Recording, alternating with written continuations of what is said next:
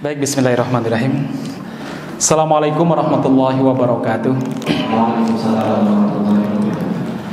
Innal hamdalillah, pujian yang sempurna hanya milik Allah Subhanahu wa taala.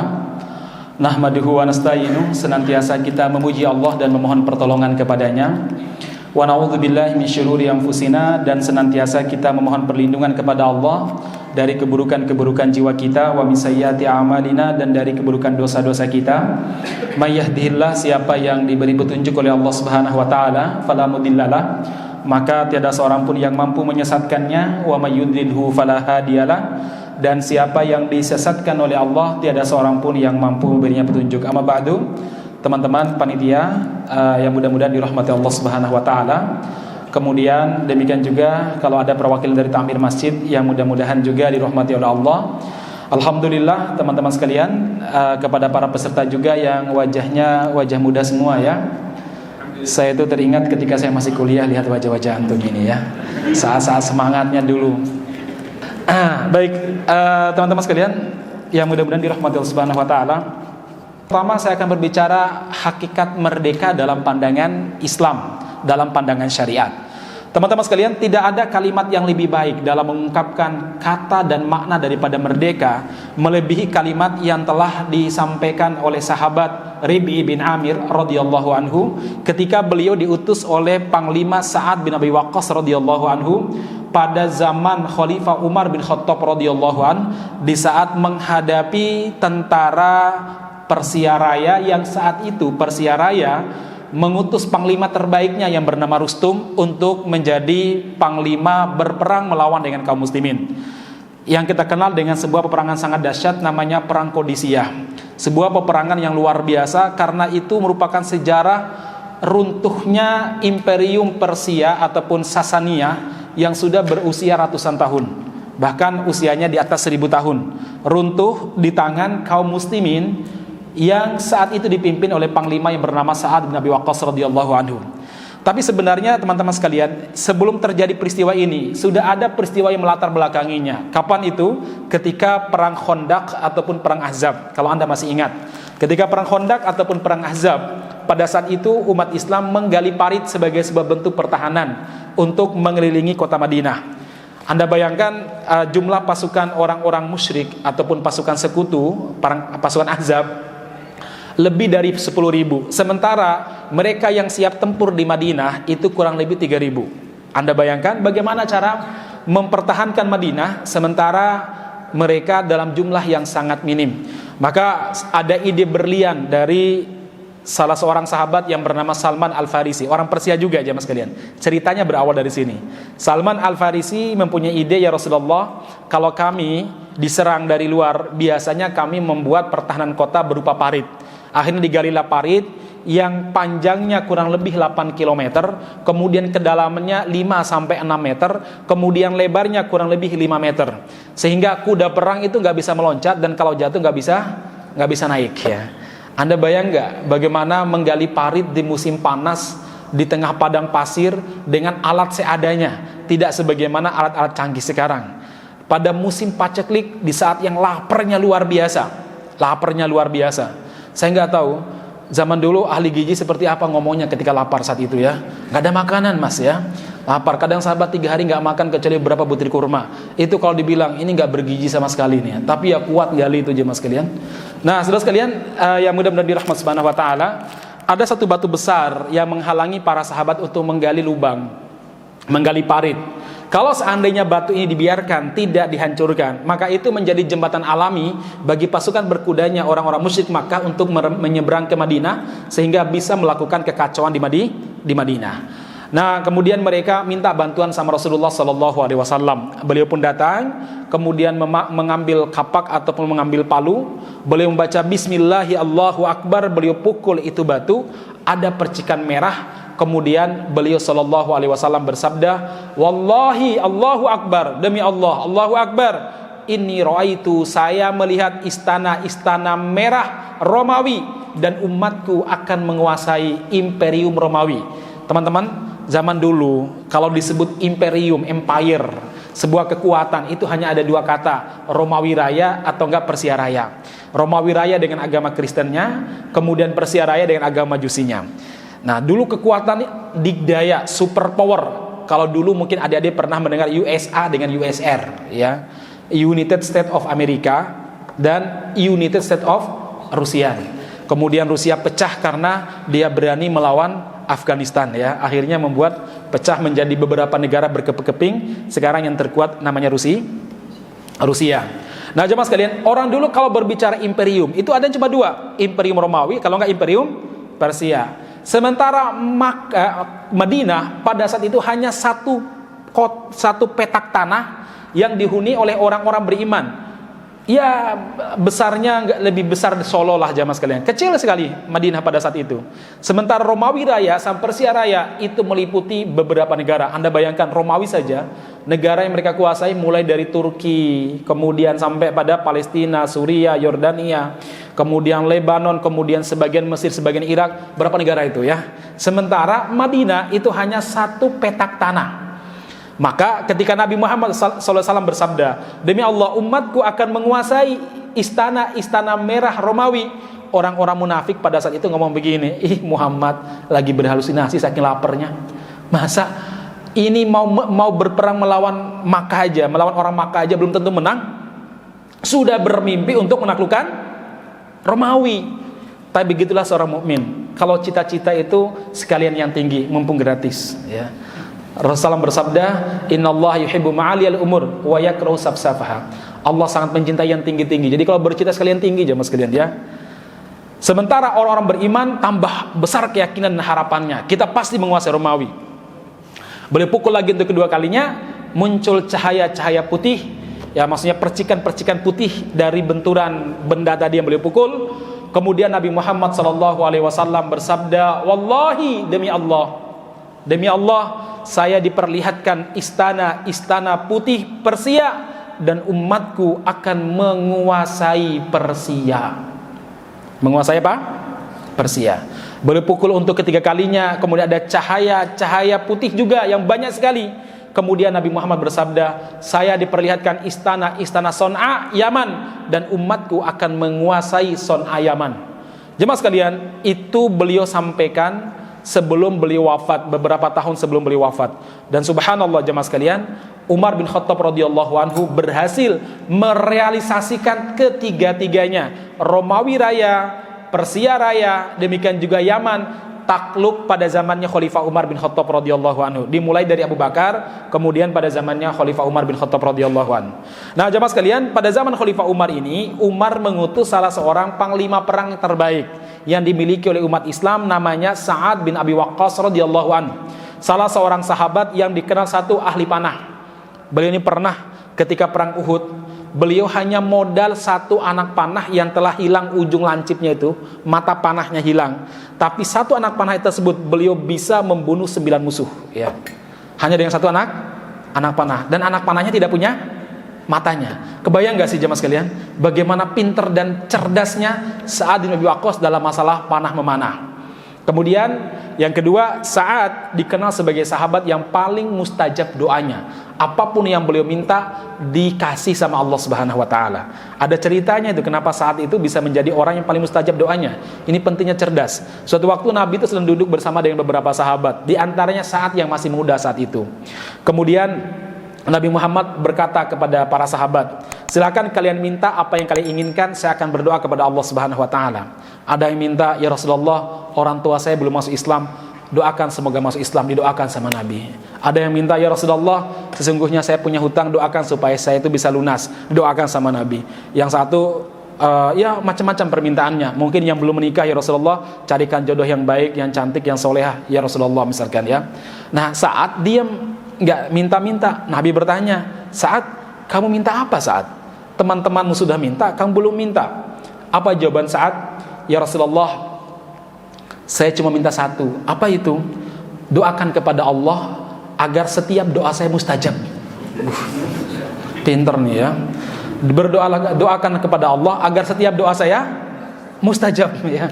Nabi tersenyum. Akhirnya Rasul mengatakan, ya Sa'ad, Sa'id ini, Sa'ad bantu saya. bagaimana ya Rasulullah? Atib mat'amaka takun mustajaban. Jaga makanan yang masuk ke mulutmu, jaga makanan yang masuk ke dalam perutmu dan minuman, kamu akan menjadi orang yang paling mustajab doanya. Siap ya Rasulullah. Maka semenjak saat ini orang yang paling hati-hati dalam masalah makan. Kalau beliau bisa memastikan ini halal, beliau lebih baik nggak makan. Bahkan kemana pergi, beliau bawa makanan sendiri, supaya kalau susah mendapatkan yang dipastikan halal, beliau makan bawaannya tersebut, jamaah sekalian. Ini saat. Nah, beliau sebagai panglima saat itu. Nah, sementara di pihak Persia yang diutus sebagai panglima namanya Rustum. Nah, Rustum ini minta kepada Sa'ad supaya dikirim beberapa diplomat atau beberapa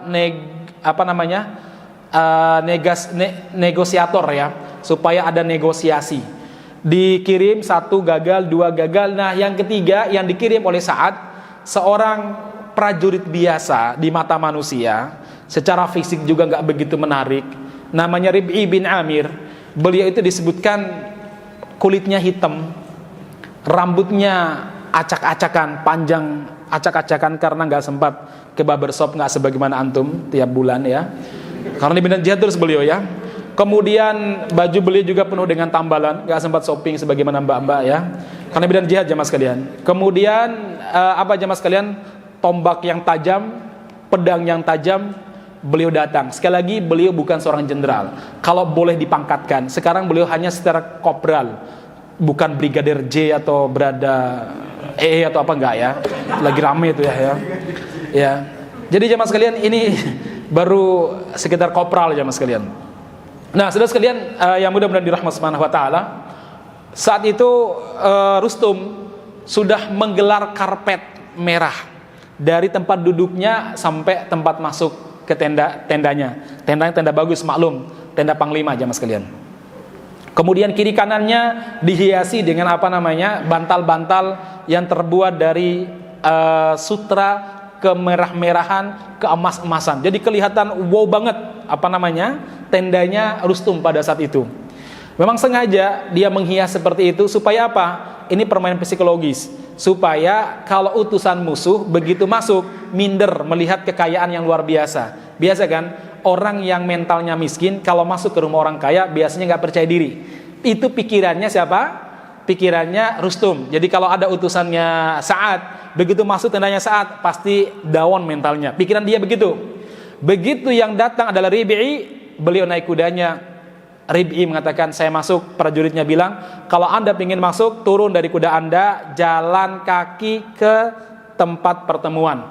Apa jawaban Rib'i? Ana du'itu, saya diminta untuk datang oleh panglima kalian. Biarkan saya masuk dengan kuda saya. Fa'ila, kalau tidak saya pulang. Saya punya kebutuhan. Nah, ini mentalitas seorang muslim ya. Mentalitas superior seperti itu jamaah, harus dimiliki oleh seorang muslim. Kemudian, tapi sekali lagi ini fikih jihad ya. Jangan dibawa dalam fikih dakwah ya. Kebalik nanti ya. Anda masuk motor ke rumah orang itu bermasalah ya. Sekali lagi bedakan antara ruang dakwah sama ruang jihad. Ruang jihad itu memang pressure ya. Nah, jemaah sekalian, saya kesini untuk datang diminta untuk berdiskusi. Kalau kalian membiarkan saya seperti ini, saya masuk. Kalau tidak, saya pulang. Saya nggak punya kebutuhan, kata Rib'i. Akhirnya Rustum mengatakan, biarkan dia masuk. Beliau masuk, karpet merah yang digelar tadi itu dinaiki pakai kuda oleh Rib'i bin Amir. Ya, Rib'i bin Amir naik pakai kuda.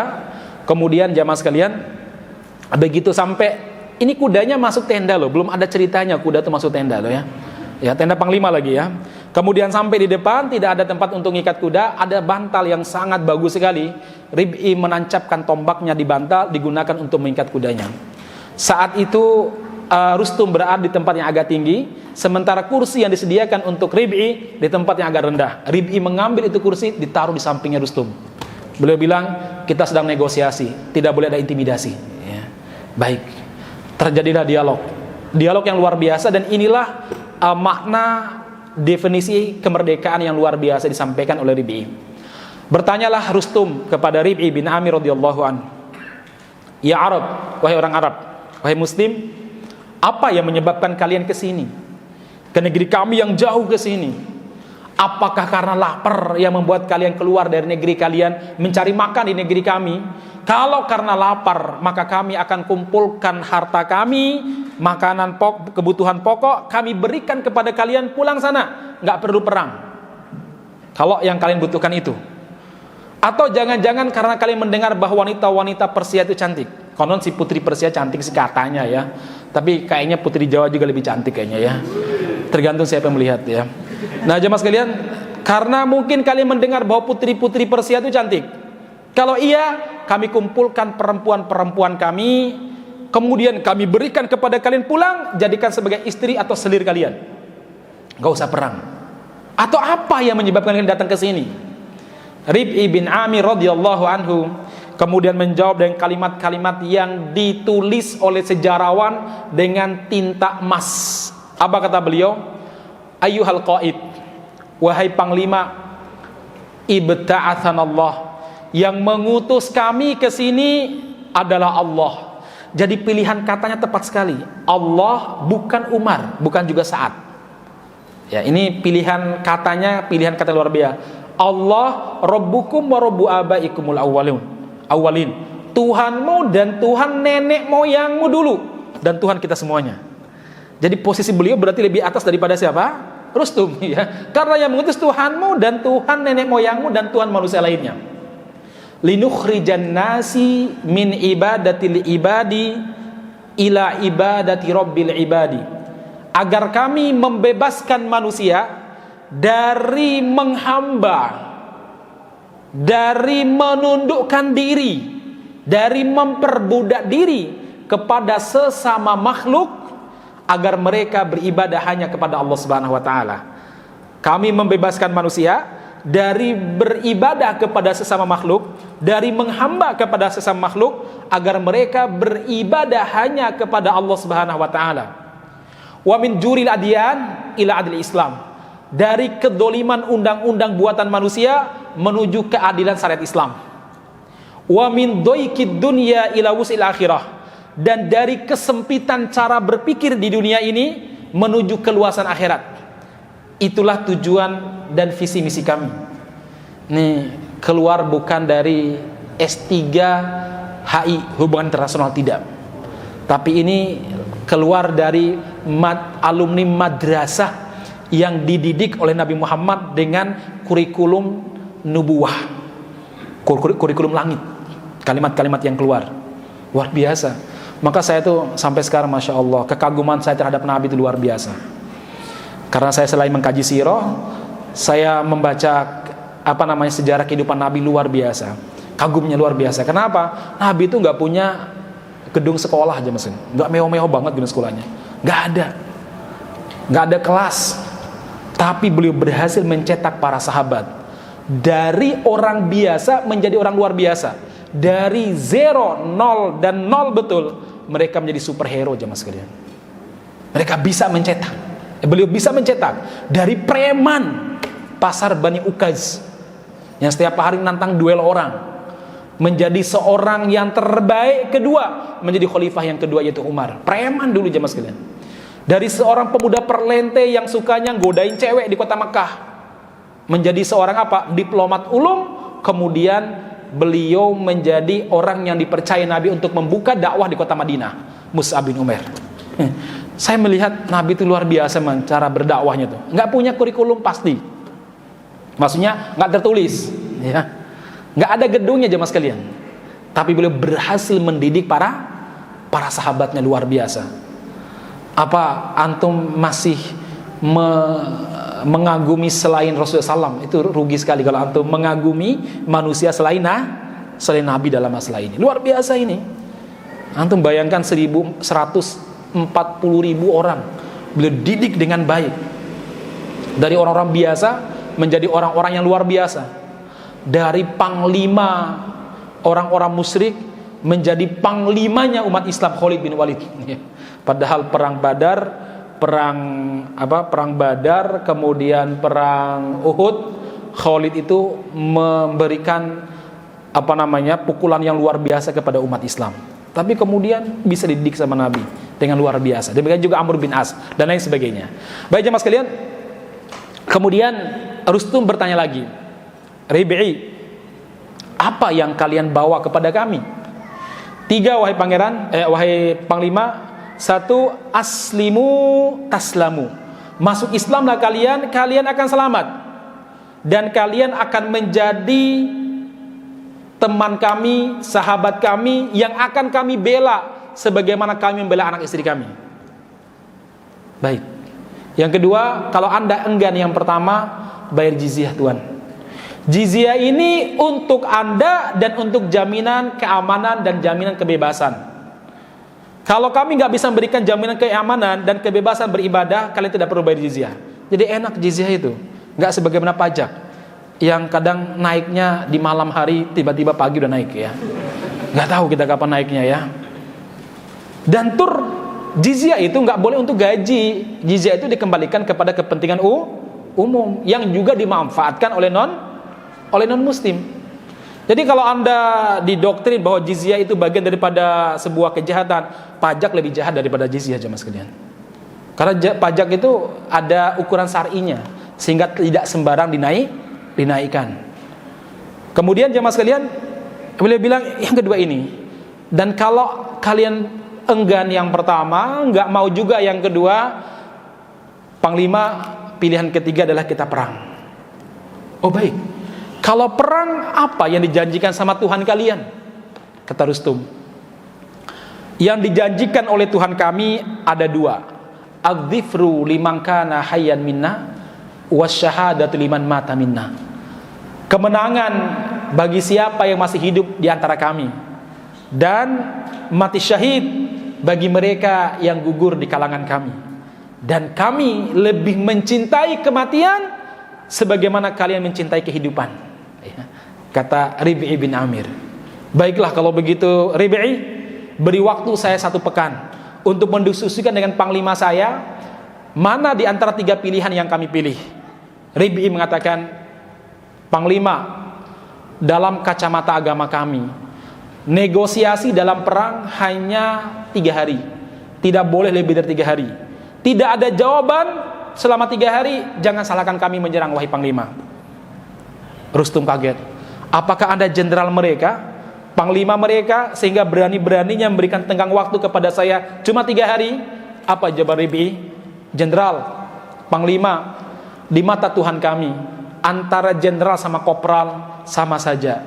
Yang membedakan adalah ketakwaan kepada Allah Subhanahu wa taala. Saya perwakilan panglima saya, maka di sini saya berbicara atas nama panglima saya, katanya. Itu geleng-geleng kepala itu Rustum.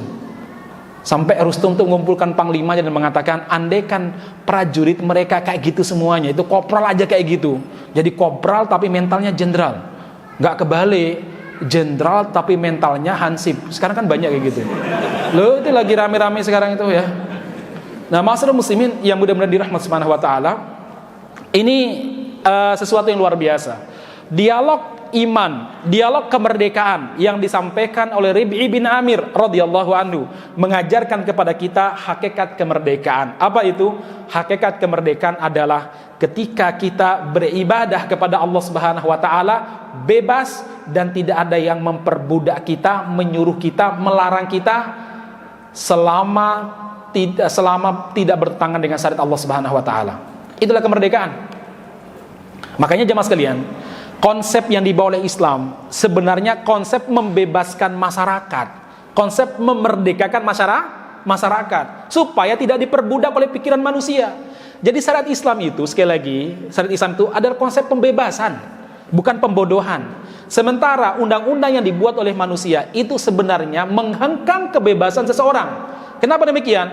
Ketika keinginan penguasa berbeda dengan yang diinginkan oleh rakyatnya, gampang, penguasa tinggal membuat undang-undang yang bisa mencengkeram rakyat, bisa diubah tiap tahun, bisa diamandemen dan lain sebagainya. Sementara syariat Allah Subhanahu wa taala tidak boleh diamandemen, enggak ada ceritanya diamandemen. Salat subuh dihilangkan, kenapa? Membuat orang telat masuk kerja, bisa enggak boleh diamandemen jemaah sekalian. Amandemen, kenapa? Nikah tidak boleh poligami, bolehnya cuma 1. Kenapa? Karena sekarang perempuan semuanya bisa kerja, misalkan. Nggak bisa mbak-mbak ya, nggak boleh diamandemen. Ya namanya syariat itu ya berlaku sampai hari kiamat. Kenapa? Karena yang menurunkan syariat Allah Subhanahu wa taala, bukan ke atas kepentingan manusia. Sekali lagi catat ya. Allah menurunkan untuk apa? Untuk kebutuhan kita, bukan kepentingan kelompok tertentu. Nah, jemaah sekalian, ketika Allah Subhanahu wa taala menurunkan syariat kepada kita, Allah tidak punya kepentingan pribadi, nggak ada. Allah butuh apa? Allah tuh Ghaniyun 'anil alamin. Allah tuh Rabbil alamin.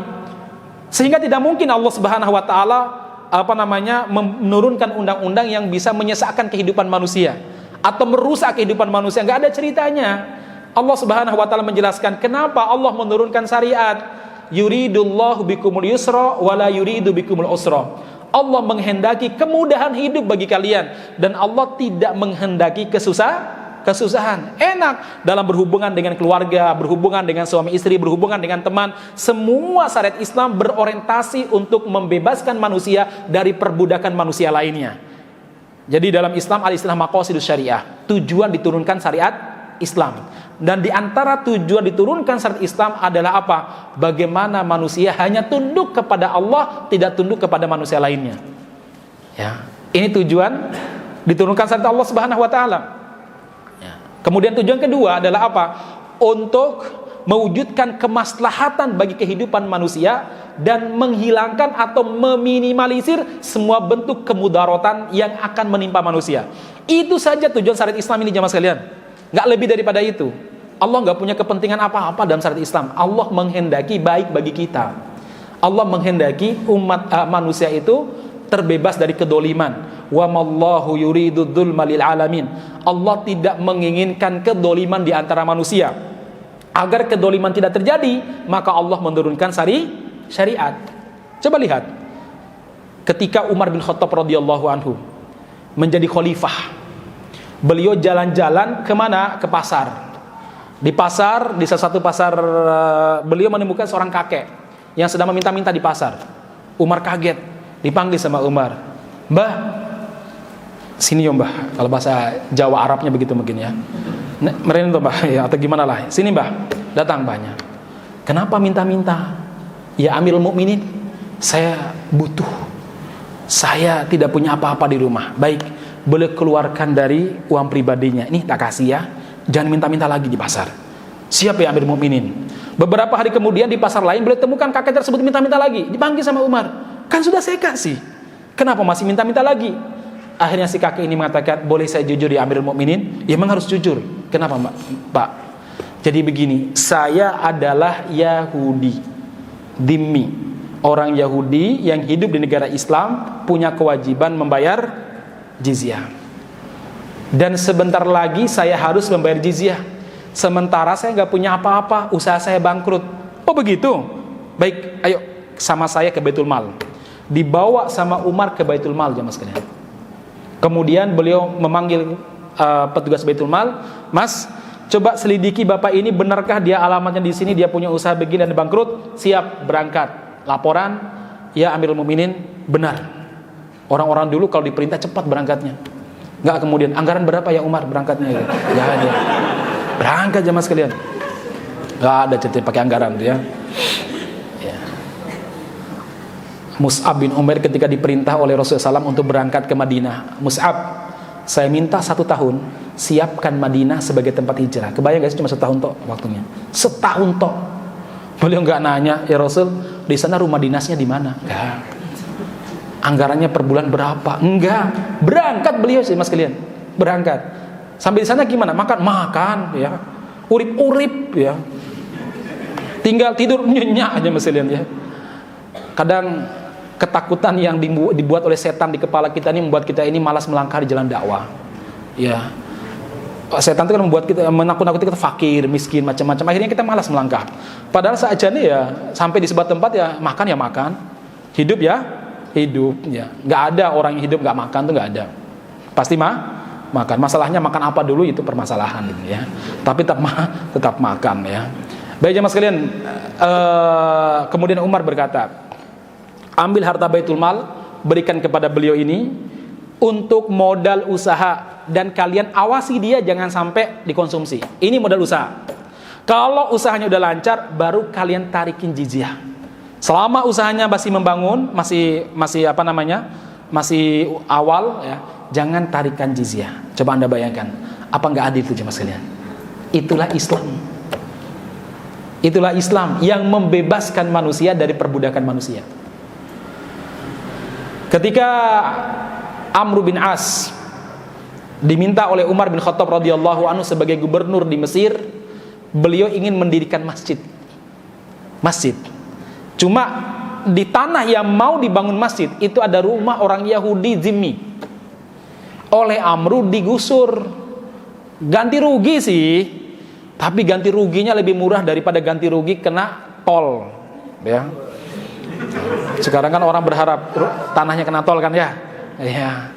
Nah, jemaah sekalian, si Yahudi nggak terima, merasa dirugikan. Dia bilang, saya dengar bahwa khalifahnya mereka adil, yaitu Umar. Saya akan menemui, melaporkan Amr. Berangkat beliau, jemaah sekalian. Alhamdulillah dulu nggak ada undang-undang hate speech atau undang-undang mencemarkan nama baik pejabat sebagaimana sekarang. Itu kalau ada sekarang itu orang udah ditangkap itu nih, ya. Iya kan? Sekarang udah ada undang-undang kan? Iya, undang-undang mencemarkan nama baik pejabat. Alhamdulillah nggak ada zaman dulu. Kalau ada mungkin kedoliman terus terjadi, ya. Tapi karena nggak ada, maka kedoliman hilang. Jangan berpikir macam-macam. Ini saya cerita fakta, ya. Nah, jemaah sekalian, berangkat beliau kemana? Ke Madinah. Karena sekali lagi tidak ada undang-undang yang melarang, ya. Berangkat beliau ke Madinah, sampai di Madinah beliau bingung. Ini negeri Madinah lebih indah Iskandaria, ya. Ini lebih indah apa namanya? Lebih indah lebih indah Mesir daripada ini Madinah, rumah biasa, nggak ada istana mewah. Sampai dia kebingungan mencari apa? Mencari rumahnya Umar bin Khattab radhiyallahu anhu. Dia mencari istana nggak ada. Semua rumah sama semuanya. Dia nggak berani nanya karena khawatir yang ditanya temannya Amr bin As.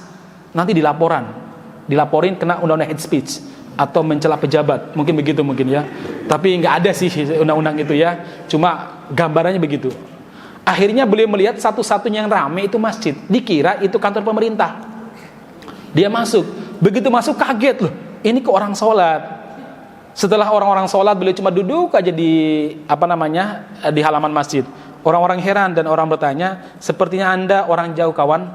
Iya, saya orang jauh. Dari mana Anda datang? Saya dari Mesir. Oh begitu. Mau ketemu siapakah? Saya mau ketemu dengan Amirul Mukminin Umar. Oh, jam-jam segini biasanya habis sholat, beliau itu biasanya duduk sambil istirahat di bawah pohon sana, katanya. Di bawah pohon kurma. Di bawah pohon kurma? Iya, coba kamu ke sana. Orangnya besar badannya itu. Kemudian berangkatlah beliau ke sana dan melihat Umar sedang tidur sendirian tanpa pengawal. Sampai orang ini heran, iki khalifah apa bukan iki, ya? Tidur di atas apa? Di atas pasir, kemudian beliau alas pakai daun kurma. Itu aja. Tidur, nyenyak beliau tidur. Begitu orang tersebut datang mendekat, Umar radhiyallahu anhu bangun dan mengatakan, "Saudara dari mana, mau berjumpa dengan siapa?" "Wahai kisanak, saya ingin berjumpa dengan Amirul Mukminin Umar bin Khattab. Tahukah Anda di mana beliau?" "Saya Umar." Kaget, ya. Baik, ada apa? Dia cerita, amirmu yang bernama Amr bin As begini, rumah saya digusur dan lain sebagainya. Baik, kalau begitu tolong ambilkan tulang unta. Diambilkan tulang unta, lalu beliau berikan garis lurus. Terus beliau tulisin, Amru berbuatlah seperti garis ini. Ini tolong bawa ke Amr bin As ke Mesir. Heran beliau, jauh-jauh dari Mesir, hanya dikasih tulang unta. Pulang beliau ke Mesir, ya mas kalian. Sampai di sana ketemu Amr. "Ya Amr, iya ada apa?" "Saya baru pulang dari Madinah." "Kenapa?" "Saya berjumpa dengan Amirul Mukminin." "Amirul Mukminin, kamu ada apa dengan beliau?" "Saya laporkan apa yang kamu perbuat." "Memang apa?" "Begini, ini yang beliau berikan." Begitu Amr melihat garis lurus di tulang unta tersebut, beliau langsung bergemetar jiwanya dan mengatakan, "Kamu minta ganti rugi berapa?" "Saya ganti," katanya, ya. Masya Allah. Jemaah sekalian, inilah keadilan Islam. Jadi Islam datang untuk membebaskan manusia dari segala bentuk kedoliman, supaya manusia merdeka. Jadi kalau Anda bertanya bagaimana sih supaya kita bisa memerdekakan diri kita dari jeratan hawa nafsu dengan cara komitmen dengan syariat, ya. Bagaimana sih supaya kita itu betul-betul merdeka? Ya, terapkan syariat Islam dalam kehidupan kita berbangsa atau bernegara.